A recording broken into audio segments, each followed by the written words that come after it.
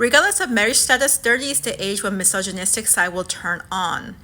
Ironically, this is what internalized misogynists think. Putting a blanket age, ageism, and claiming that women become untrustworthy after 30.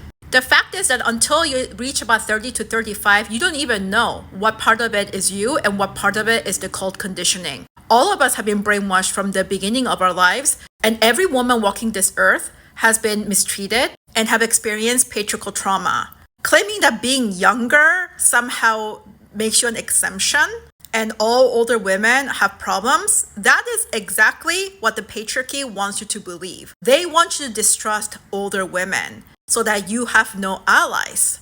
You will have nobody in your corner who's lived your experiences, who are capable of telling you what's coming for you. When you're young, you're forgiven and given leeway when you say something stupid and ignorant.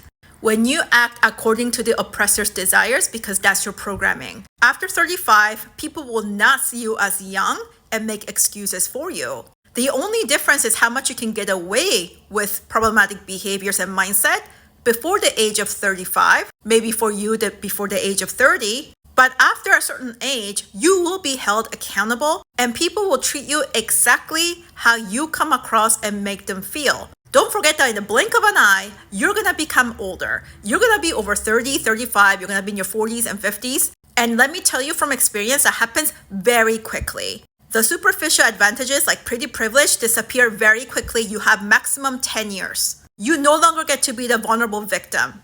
With this kind of internalized misogyny and ageist mindset, you will become the perpetrator to younger women. I've met tons of Gen Zs. I've worked with them as my clients. I've also hired them.